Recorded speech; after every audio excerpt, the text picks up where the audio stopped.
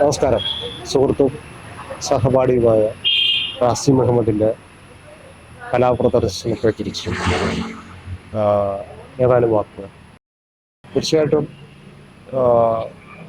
പുതിയ കാലത്തിൻ്റെ ഒരു റിഫ്ലക്ഷൻ എന്നുള്ള രീതിയിൽ റാസിയുടെ കലാപ്രവർത്തനത്തെ കാണാവുന്നതാണ്. അപ്പോൾ ഏത് കാലഘട്ടത്തിലും സാങ്കേതികത എന്നുള്ളത് കലയ്ക്കൊരു ഉപാധിയോ അതിൻ്റെ ഒരു ഡിവൈസോ അല്ലെങ്കിൽ അതിനെ സഹായിക്കുന്ന വളരെ പ്രധാനപ്പെട്ട ഒരു ഘടകമായി നമുക്ക് കാണാവുന്നതാണ്. അല്ലാതെ ഒരിക്കലും ഒരു കലാ സങ്കല്പത്തെ അല്ലെങ്കിൽ സർഗാത്മകതയെ അതിനെതിരെ നിൽക്കുന്ന ഒരു കാര്യമായിട്ട് നമുക്ക് എടുക്കേണ്ടതില്ല.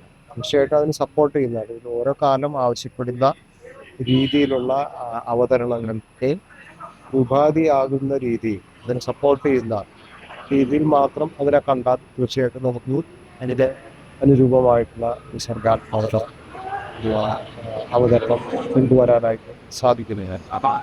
തീർച്ചയായിട്ടും എ ആയാലും പുതിയ കാലത്തെ ടെക്നോളജി ആയാലും അതൊക്കെ വന്നപ്പോൾ പല ചർച്ചകളും വിമർശനങ്ങളും വന്നിട്ടുള്ളത് കലയെ കലാസങ്കല്പത്തെ അല്ലെങ്കിൽ ദാർശനിക വശത്തെ അല്ലെങ്കിൽ രാഷ്ട്രീയ